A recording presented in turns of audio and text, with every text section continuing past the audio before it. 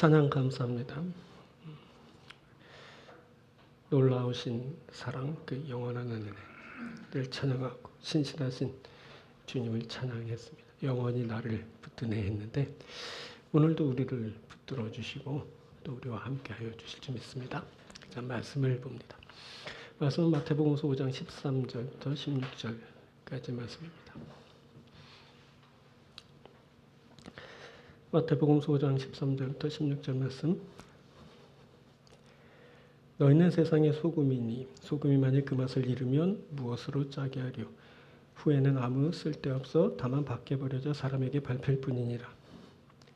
너희는 세상의 빛이라. 산 위에 있는 동네가 숨겨지지 못할 것이요 사람이 등불을 켜서 말 아래에 두지 않고 등경 위에 두나니 이러므로 집안 모든 사람에게 비치느니라.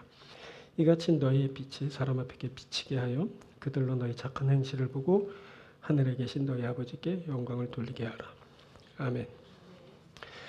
오늘은 봉독해드린 마태복음서 5장 13절부터 16절을 본문으로 세상의 소금, 세상의 빛이라는 제목으로 함께 말씀을 나누도록 하겠습니다.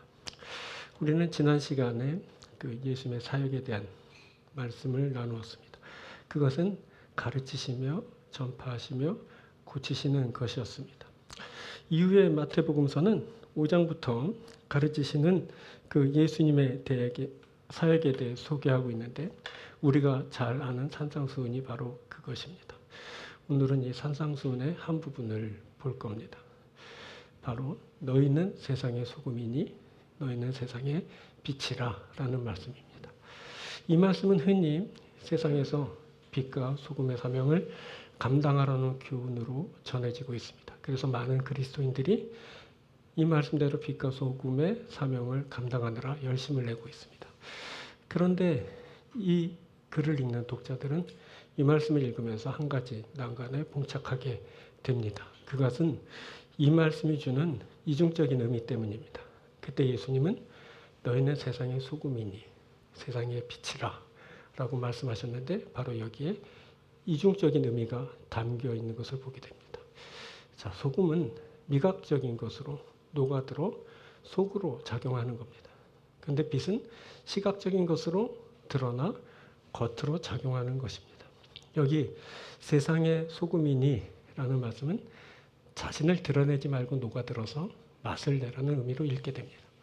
또 너희는 세상의 빛이라는 말씀은 온 세상이 볼 수 있도록 적극적으로 드러내라는 의미로 읽게 됩니다. 자, 표면상으로 보면 예수님은 그때 너희는 세상의 소금처럼 속으로 녹아들어서 맛을 내는 존재이다 라고 말씀을 한과 동시에 너희는 빛처럼 겉으로 드러내어 비치는 존재이다 라고 말씀하셨습니다. 이것은 서로 상충된 그런 이중적인 의미의 말씀을 하신 것입니다. 그렇다면 자, 이 너희는 세상의 소금이니 너희는 세상의 빛이라 라는 말씀을 우리가 어떻게 이해하여야 할까요? 이 말씀을 이루려면 어떻게 해야 하는 걸까요? 드러내야 될까요? 드러내지 말아야 할까요? 오늘은 바로 이것에 대해 알아보도록 하겠습니다. 오늘은 두 부분으로 말씀을 전합니다. 먼저 우리가 살필 것은 세상에 대한 이해입니다. 세상에 대한 이해가 우리에게 필요합니다. 자, 이 세상에 대한 이해가 바로 우리의 존재 양식을 결정하게 될 것이기 때문입니다. 즉 속으로 녹아들어야 하는 건지 아니면 겉으로 드러나야 하는 건지를 바로 이 세상에 대한 이해가 결정하게 될 겁니다. 자, 본문을 보면 너희는 세상의 소금이니 너희는 세상의 빛이라 할 때 이 세상이란 단어를 그냥 세상 동일한 단어로 그냥 번역을 했는데 헬러 원어를 보면 서로 다른 단어를 쓰고 있음을 알게 됩니다. 먼저 13절에 너희는 세상의 소금이니 라고 할 때 세상이란 단어는 개라는 단어입니다. 개. 이는 지구 또는 육지 이런 것을 가리키고 물과 대조되는 그런 땅, 흙을 의미합니다. 자, 고대 그리스 신화를 보면 이 개라는 말이 나오는데 이 개는 하늘의 신인 우라노스와 함께 가장 오래된 신들 중에 하나로 소개됩니다. 식물의 씨 그리고 내리는 비를 흡수하는 생명의 근원적인 모태로 거기서 말해집니다. 이 너희는 세상의 소금이니 라는 이런 말은 보통 이제 세상이라는 의미도 갖고 있지만 더 강한 의미는 땅 또는 흙, 또 뭐 씨를 받아들이는 토양, 또 비를 흡수하는 흙, 이런 의미가 더 강해서 받아들여지는 곳, 이런 의미로 이제 많이 쓰이고 있습니다. 그리고 세상에 너희는 세상의 빛이라 할 때 이 세상이란 말은 우리가 많이 들어본 코스모스라는 그런 단어입니다. 이는 글자 그대로 세상을 가리키는 말인데, 이 말은 집합적인 의미로서의 체계나 질서를 말하고 그 질서에 의해서 유지되는 그런 사물의 총체를 말하기도 하고, 또 잘 꾸며진 그런 아름다움과 연결되기도 합니다. 그리고 공간적으로는 세계 그리고 우주를 의미하고, 또 그것에 거하는 거민이나 그런 인류를 이제 말하기도 합니다. 그래서 이 말, 너희는 세상의 빛이라 라는 말은 그런 넓게 그냥 세상이라고 이해하면 좋을 듯 합니다. 보니 너희는 세상의 소금이니 너희는 세상의 빛이라 라고 할 때 이 세상은 완전히 그런 다른 의미를 갖는 말입니다. 이것을 영어 성경 NIV는 아주 그럴듯하게 이렇게 번역하였습니다. You are the salt of the earth. earth는 지구를 말하는데 그냥 땅을 말하기도 합니다. 그래서 너희는 세상의 땅이다. 이렇게 말합니다. 또 You are the light of the world. 너희는 세상의 빛이야. 이렇게 말하죠. 자, 보니까 너는 땅의 소금이고 세상의 빛. 이렇게 말하고 있는 겁니다. 자, 이렇게 빛과 소금을 말할 때는 그 세상이 전혀 다르게 이렇게 표현되고 있는 것을 우리들 보게 됩니다. 너희는 땅의 소금이니 너희는 세상의 빛이다. 이 정도로 우리가 이해하면 좋을 듯합니다. 그리고 보다 더 정확히 알기 원하면 우리가 이제 마태복음서에서 이 말이 어떻게 쓰였는지를 보면 더 자세히 알게 되겠죠. 자, 먼저 13절에 너희는 세상의 소금이니 라고 할 때 쓰인 이 개라는 세상이란 단어는 주로 땅으로 많이 번역되어 있습니다.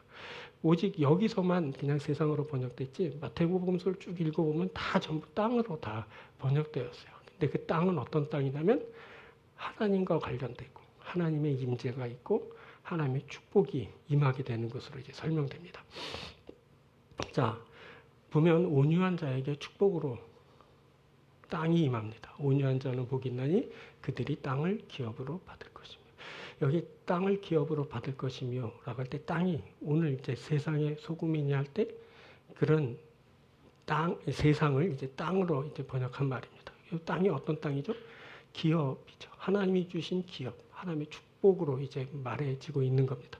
또 땅은 하나님의 발이 놓이는 발판입니다. 자, 5장 35절에 보면 땅으로도 말라 있는 하나님의 발등상이며, 발등상이나 발판이란 말인데 땅이 여기선 하나님이 발을 놓는 발판으로 이제 말해지고 있습니다.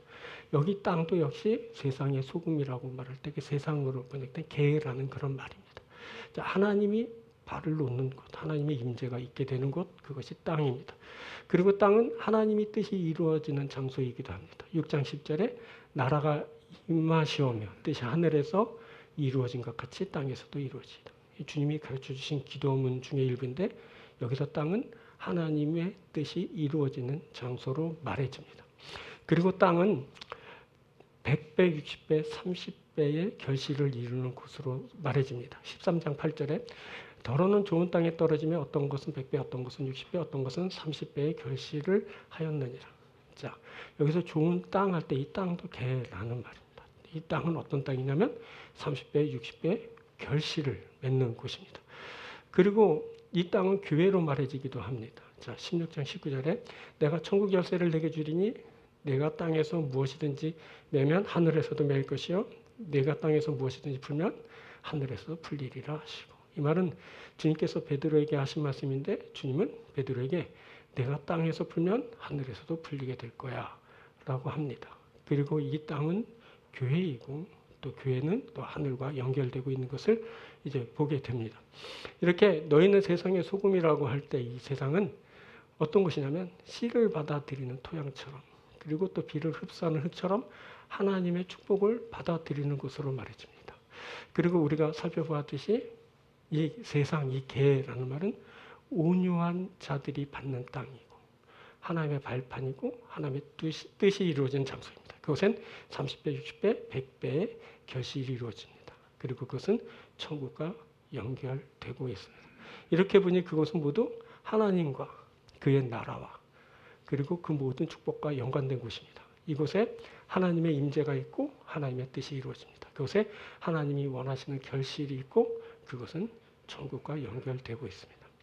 자, 그런데 14절에 너희는 세상의 빛이라 라고 할 때 이 세상으로 쓰인 코스모스라는 단어는 빛이 임하는 곳이기도 하지만 그 빛이 임하기 전까지는 어둠과 죄가 있는 그런 부정적인 의미가 내포된 곳으로 소개되고 있습니다. 빛을 받아들이지 못한 그 세상 코스모스는 하나님의 심판이 임하게 되는 그런 충격적인 결과를 보게 됩니다. 먼저 이 세상 끝이 부정적으로 설명됩니다. 자, 마태복음서 14장 39절부터 이렇게 말해요. 가라지를 뿌리는 원수는 마귀요 추수되는 세상 끝이요 추수 끄는 천사들이니 그런즉 가라지를 거두어 불에 사르는 것 같이 세상 끝에도 그러하리라. 그렇죠? 이 세상 코스모스의 끝에 어떻게 돼요? 불이 사르는 심판이 임하게 된다라는 그런 뜻입니다. 그렇죠? 가라지를 거두어 불에 사르는 것 같이 세상 끝에도 그러하리라. 충격적이게도 불심판이 그 세상 끝에 임하는데 이 세상이 바로 코스모스인 겁니다. 또 16장 26절을 보면 사람이 만일 온 천하를 얻고도 제 몫을 잃으면 무엇이 유익하리요라고 말하는데 여기서도 천하를 얻고도 할 때 이제 여기서 코스모스라는 그런 땅, 이제 세계라는 말이 쓰인 겁니다. 이 세계는 뭐냐면 목숨을 위해 포기해야 할 때 대상으로서의 세상입니다. 그런데 만일 어리석게도 이 세상을 얻으려고 애쓴다면 자기 이제 생명을 잃게 된다라는 교훈을 주고 있습니다. 이 말씀은 이렇게 이어지죠. 16장 26절 중반절부터 사람이 무엇을 주고 제 목숨과 바꾸겠느냐? 인자가 아버지의 영광으로 천사들과 함께 오리니 그때 각 사람이 행한 대로 갚으리라. 세상을 자기 목숨과 바꾼 사람들이 있어요. 천하만국 영광을 얻으려고 마귀에게 절하는 자들인데 이 사람들에겐 하나님의 보응, 각 사람이 행한 대로 갚으리라. 세상을 얻으려고 아등바등되고 하나님을 버린 자들에겐 하나님의 보응 즉 심판이 임하게 된다라고 말합니다. 그리고 이 세상은 화가 임하는 장소로 말해지기도 합니다. 18장 7절에 실족하게 하는 일이 있으므로 말미암아 세상에 화가 있도다. 실족하게 하는 일이 없을 수 없으나 실족하게 하는 그 사람에게 화가 있도다. 이렇게 말합니다. 자, 보면 세상에 뭐가 있다 하면 화가 있다고 합니다. 자, 사람을 실족하게 하는 일로 인해 세상에 이제 화가 임하게 되는 겁니다. 바로 이 세상이 뭐냐면 코스모스인 겁니다. 그래서 심판이 임하고 화가 이르는 이 세상은 천국 복음을 필요로 합니다. 천국 복음이 이제 다 전파되면 그때 이제 세상의 끝이 오게 될 겁니다. 자, 24장 14절은 이렇게 말합니다. 이 천국 복음이 모든 민족에게 증언되기 위하여 온 세상에 전파되리니 그제야 끝이 오리라. 그렇죠? 세상의 끝이 그렇게 말해지고 있는 겁니다. 세상은 복음이 다 전파될 때 이제 끝이 오게 되고 그리고 그 천국 복음을 받아들이지 못한 사람에겐 화가 임하고 그리고 심판이 임하고 그리고 죽음이 인다라는 것이 마태복음서의 대체적인 그런 교훈입니다. 이렇게 너희는 세상의 빛이라 라고 할 때 이 세상 코스모스는 질서에 의해 유지되는 곳이고 그래서 잘 꾸며진 아름다운 곳이지만 그곳에 어둠이 임하면서 질서가 깨지고 아름다움이 사라진 그래서 결국 이제 심판의 대상이 되고 마는 것으로 이제 말해집니다. 그리고 살펴보았듯이 그 세상 코스모스에는 그 끝에 불에 의한 심판이 있고 그것에 도취된 자들은 목숨을 잃게 되고 실족하게 한 사람들의 그 세상에는 이제 화가 임하게 되는 겁니다. 천국 복음이 그 세상에 전파될 때 이제 끝이 오게 됩니다. 이렇게 보니 그것은 어둠이 있어 화가 임하고 그리고 심판이 있게 되는 겁니다. 바로 이곳에 빛이 비춰야 합니다. 그럴 때 그곳에 천국이 임하고 구원과 생명을 얻게 되는 일이 있게 되는 겁니다.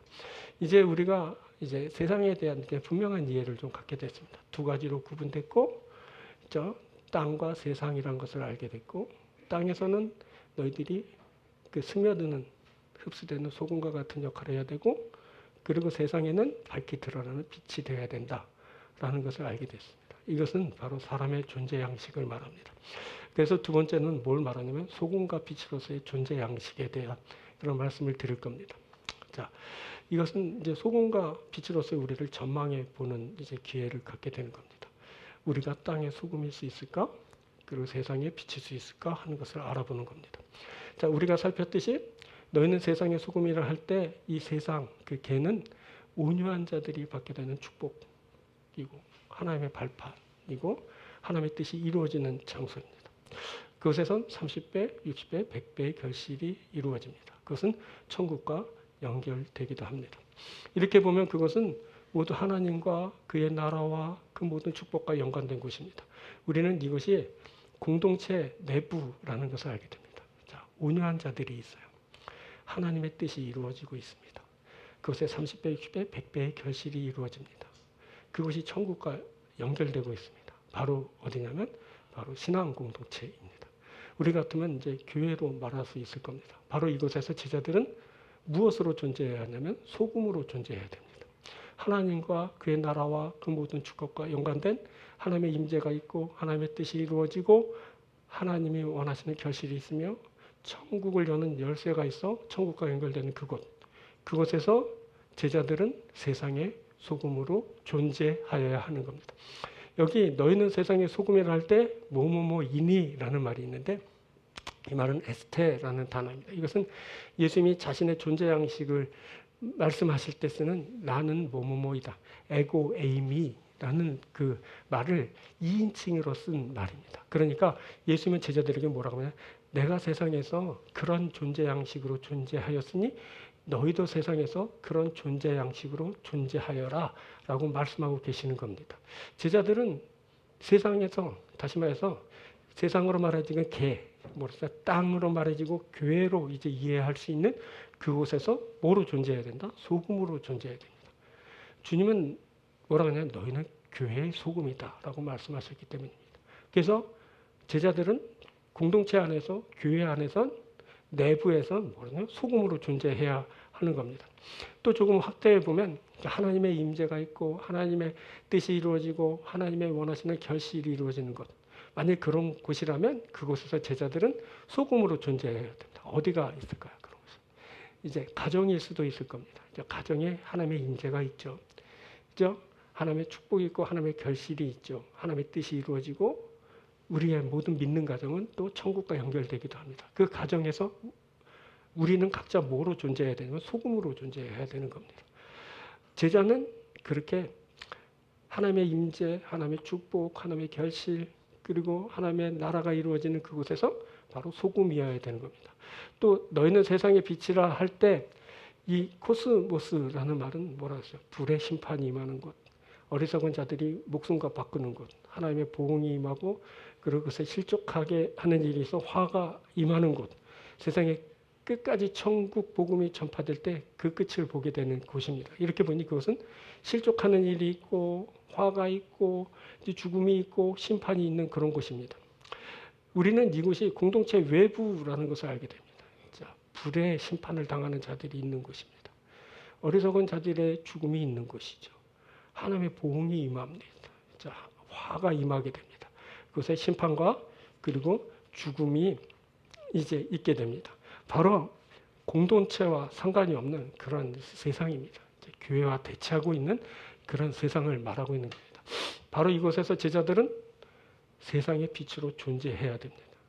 하나님과 상관없는 그 불의 심판을 당하고 목숨을 잃고 보응을 받고 실족하여 화를 당하는 그곳에서 제자들은 바로 빛으로 존재해야 되는 겁니다. 자, 여기 너희는 세상의 빛이라 라고 할 때 이건 역시 너는 뭐뭐뭐이다 라는 그런 뭐뭐뭐이니 이다라는 에스테라는 존재 양식을 말하는데 예수님은 제자들에게 나는 세상에서 빛이니 너희도 빛이다 라고 그렇게 말씀하시고 계시는 겁니다. 그러니까 예수님의 뜻은 뭐냐면 우리들이 예수님의 제자들인 우리들이 세상에서 빛으로 존재하길 원하시는 겁니다. 그래서 제자들은 외부 세상에서 뭐로 존재해야 된다? 거기선 빛으로 존재해야 되는 겁니다. 주님은 너희는 세상의 빛이다 라고 하시면서 세상의 빛으로 그렇게 존재하라 하셨기 때문입니다. 이제 제자들은 심판을 당하고 보응을 받고 화가 임하는 그곳에서 빛이 되어야 됩니다. 제자들은 세상에서 빛입니다.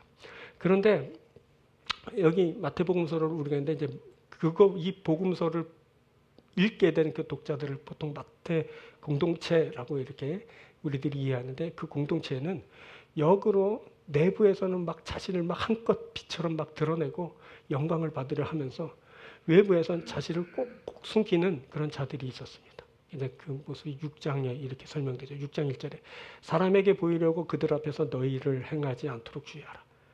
그리하지 않으면 하늘에 계신 너희 아버지께 상을 받지 못하니라. 사람에게 보이려고 그들 앞에서 의를 드러내는 자들이 있었어요. 이 자들에 대해서 예수님은 그렇게 하지 말라고 합니다. 너희 만일 그러면 하늘 아버지께 상을 받지 못한다라고 말했어요. 그때 당시 그 마태 공동체는 사람에게 막 보이려고 막 자랑하면서 의를 행하고 그 영광을 갈취하는 자들이 있었던 겁니다. 자, 예수님은 이렇게 자신이 의롭다고 하면서 그것을 막 보이려고 드러내려고 하는 자들을 외식하는 자들로 이제 규정하고 이제 책망하고 계십니다. 이어지는 2절에서는 이렇게 말해요. 그러므로 구제할 때 외식하는 자가 사람에게서 영광을 받으려고 회당과 거리에서 하는 것 같이 너희 앞에 나팔을 불지 마라. 진실로 너희에게 이르노니 그들은 자기 상을 이미 받았느라. 나팔 불지 말라는 거예요. 자랑하지 말라는 거예요. 교회 안에서 자랑하지 말라는 거예요. 공동체 안에서. 거기선 소금이어야 되고 녹아들어야 되고 희생해야 되고 그리고 진실된 그런 맛을 내는 진짜가 돼야 되는데 거기서 떠버리고 자랑하고 그 의의를 얻고 영광을 갈취하는 자들이 되지 말라. 그 자들은 이미 상을 다 받았다라고 하는데 이 말을 우리 잘 들어야 됩니다.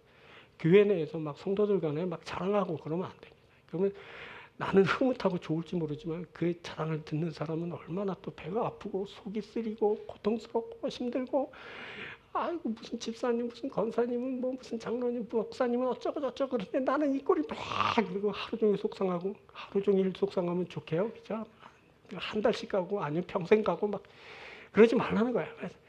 떠버리는 순간 이렇게 생각하시면 나는 상을 다 받았다. 이제 천국에서 상이 없다. 이렇게 생각하시면 꼭 알맞은 이해가 아닐까 이렇게 생각이 됩니다. 이건 뭐냐면 마태 공동체에 그런 사람들이 있었어요. 그렇죠? 막 남편이 출세했다고 아들이 돈 많이 벌었다고 그러면서 이번에 뭐 복권 당첨했다 막 자랑하는 사람들이 이는 공동체에서 소금이 되지 못하는 그래서 자신을 드러내고 자랑하는 사람인데 소금이 되어라 하고 말씀하신 연장선상에서 이렇게 이해하면 될 것 같습니다. 또 기도할 때 뭐라고 말하냐면 골방에서 기도하라 하시면서 예수님은 그 세상 개에선 소금이 되어라라고 지속적으로 말씀하십니다. 6장 5절에 또 너희는 기도할 때 외식하는 자와 같이 하지 말라. 그들이 사람에게 보이려고 회당과 큰 거리 어귀에서 서서 기도하기를 좋아하느니라.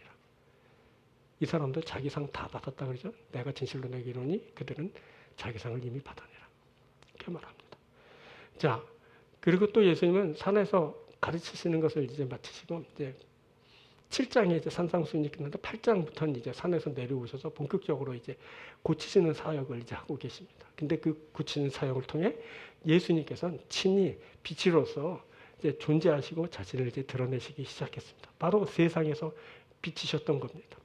예수님은 나병 환자를 깨끗게 하셨어요. 백부장의 하인을 고치셨죠. 베드로 장모를 고치시고 그곳에 몰려든 많은 병자를 고치시고 귀신 들린 자들을 고쳐주셨어요. 그리고 가다라 지방에 이르러서 귀신 들린 그 두 사람을 온전케 하시고 또 9장에 이르러선 가버나움으로 복귀하시는데 거기서 또 중풍병자를 치유해 주셨어요.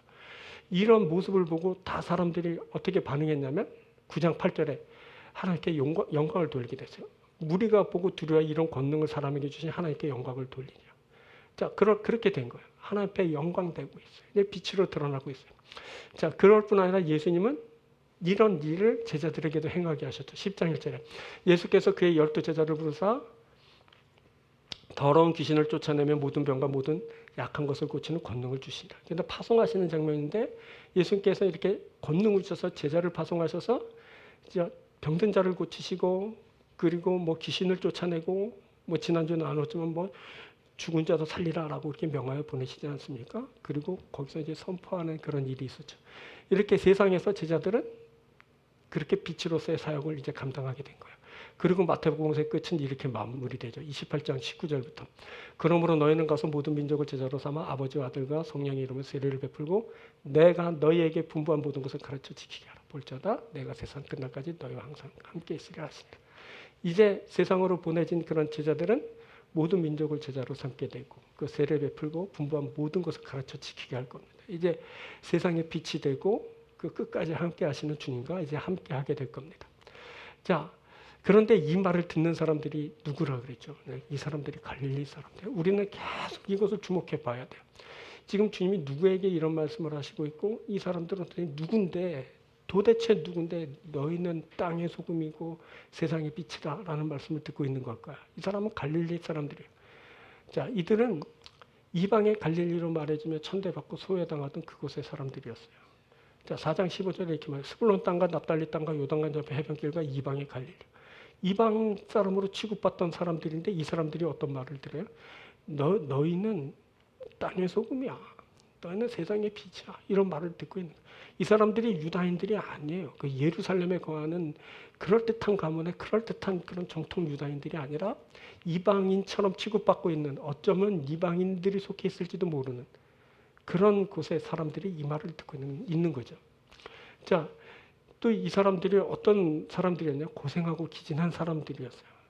자, 9장 36절에 이렇게 말해요. 무리를 보시고 불쌍히 여기시니 이는 그들이 목자 없는 양과 같이 고생하며 기진하더라. 자, 고생하며 기진하다라는 말 지난주에 나눴죠.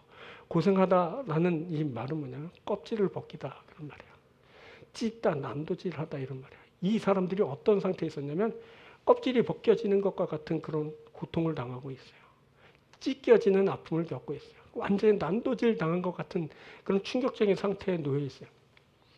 자, 이 사람들을 뭐래? 기진한 사람들이라. 기진함이라, 기진하다란 말이 뭐냐? 막 팽개쳐진 거죠. 이제 떨쳐진 거예요. 팽개치고 떨쳐졌는데 아무도 그들을 돌아보지 않아요.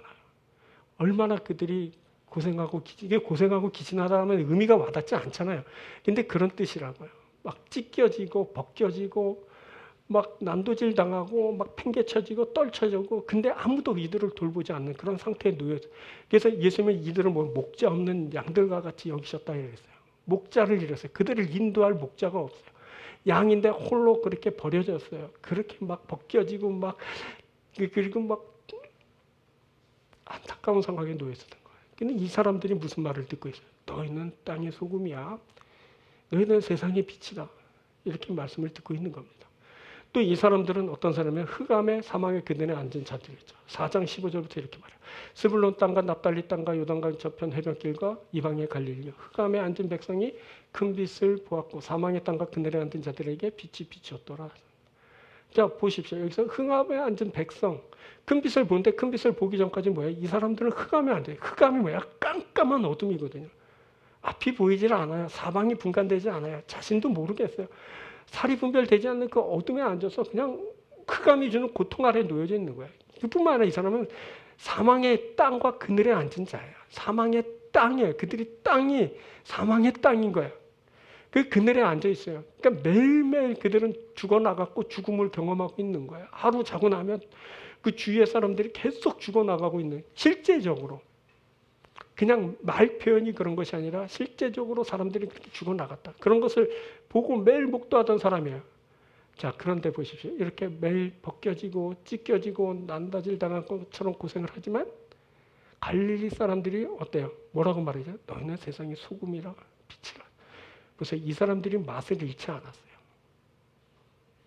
맛을 잃으면이라고 표현되지만 이 사람들은 맛을 잃지 않았어요. 그렇게 고생하고 기진하는데. 놀랍지 않습니까? 이 사람들이 흑암에 앉아 있어요. 매일 죽음을 경험하고 있어요. 그런데 뭐라면 너희는 세상의 빛이다라는 거죠. 흑암에 앉아 있는데 빛을 잃지 않았어요. 이 사람들은 갈릴리 사람들이라 이방인처럼 그렇게 천대받았지만 여전히 소금으로 빛으로 존재하고 있었던 거예요. 이런 일이 어떻게 가능할까? 그것은 바로 지금 말하는 존재 양식 때문에 그래요. 여러분, 주님이 나는 뭐뭐뭐이다라고 말한 부분이 성경에 많이 나와요. 나는 뭐 선한 목자다, 나는 빛이다, 뭐 양의 문이다. 요한복음의 표현이지만 나는 뭐뭐뭐이다라고 쭉 당신이 자신에 대해서 말씀했는데 주님이 그럴 만한 형편이 아니셨어요. 그럴 만한 처지도 아니었어요. 그분은 그냥 그렇게 가난하게 태어났고 고생을 하셨고 그리고 시험을 당하셨고 그 고향에서 배척을 당하시고 그런 인생을 살아가시지만 주님은 자신에 대한 존재 양식을 잃지 않으셨어요. 이것이 너무너무 중요해요. 그렇기 때문에 주님은 당신이 그러셨기 때문에 사랑하는 제자들에게 지금 뭐라고 말하면 너희는 땅의 소금이다. 세상의 빛이야 라고 말씀하실 수 있으셨던 거예요. 이 말은 있잖아요. 너희는 세상의 소금이 되어라 라고 읽으면 잘못 읽는 거예요. 되라는 말이 아니에요. 너희는 세상에 빛이 되어라 라고 읽으면 안 돼요. 빛이 되라는 말이 아니에요. 이 말이 뭔지 아세요? 너희는 땅의 소금이야. 존재 양식이 그래. 우리라는 존재가 예수님 앞에 말씀을 듣고 있는 예수님의 제자가 된 우리가 어떤 존재냐면 땅의 소금이에요. 이미 존재가 그래요. 존재 양식이 그렇게 존재하라는 거야. 그렇게 되라는 것이 아니라 그렇게 있어라 라는 말이에요. 너는 빛이다. 그러니까 세상에서 빛이어라는 거지 빛이 되어라는 게 되는 것이 아니에요. 변화되는 것이 아니라 그냥 그 존재가 그런 거예요. 우리는 그냥 세상의 빛인 거죠. 이 존재 양식이 중요한데 이 존재 양식을 가지면 여러분 우리들이 세상에서 소금인 거예요. 양식이 그렇게 우리 존재감이 존재 양식이 그렇기 때문에 그래요. 비잉 모드 우리 존재 양식이 그냥 소금이고 그냥 빛인 거죠. 그렇기 때문에 우리가 교회에선 소금일 수 있어요. 소금이 되려고 애쓰지 않고 그냥 소금인 거예요. 세상에서도 막 빛이 되려고 여러분 빛이 되려고 막 했었는데 정말 여러분들이 빛이 됐어요? 반짝반짝 빛나요 지금? 아무리 노력해도 안 되잖아요. 근데 비칠 수 있는 이유는 주님이 그냥 너는 빛이야 라고 하실 때 우리는 빛인 거예요. 이것은 마치 하나님이 천지를 창조하실 때 세상에 빛이 있어라 할 때 빛이 있었던 것 같은 그렇게 존재하게 된 것과 같은 그런 이치인 거죠. 주님이 우리에게 말씀만 하시면 우리들의 존재 양식이 그렇게 되는 거예요. 오늘 주님이 오늘 우리에게 뭐라고 말씀하시나요? 너는 교회의 소금이다. 여러분들은 앞으로 교회의 소금입니다. 할렐루야. 네, 우리는 거친 세상, 험한 세상에 뭐야? 원래는 빛인 거예요. 되려고 애쓰는 것이 아니라 그냥 빛인 거예요. 소금이고 빛인 거예요. 이게 뭐냐면 본질을 잃지 않는 거예요. 그게 우리들의 본질이에요. 여러분 세상 좀 험한 일을 만나고 시험 들고 좀 뭐 다소 죄도 범하고 그래서 우리의 본질이 바뀌었다고 착각하면 안 돼요. 그렇더라도 우리들이 죄를 짓고 뭐 심각한 시험 드는 일을 만났었고 어지럽고 고통당하고 내가 뭐 좀 가진 것도 없고 뭐 사람도 잃고 뭐 여러 가지 험악한 일들을 많이 당하잖아요. 인생이 험악. 그렇다고 우리들이 본질이 변하는 건 아니에요. 그런 일을 만나도 지금 우리가 코로나를 만났잖아요. 코로나 걸려도 우리가 코로나 걸리면 우리가 딴 사람 돼요? 아니거든요. 여전히 우리는 나인 거야. 나는 그냥 나예요. 주님에 의한 나인 거죠. 본질을 잃지 않으면 안 돼요. 착각하면 안 돼요. 여러분들은 본질을 잃지 않았어요. 여러분들은 여전히 소금이고 여전히 빛인 거예요. 이것을 잊으면 안 되는 거예요.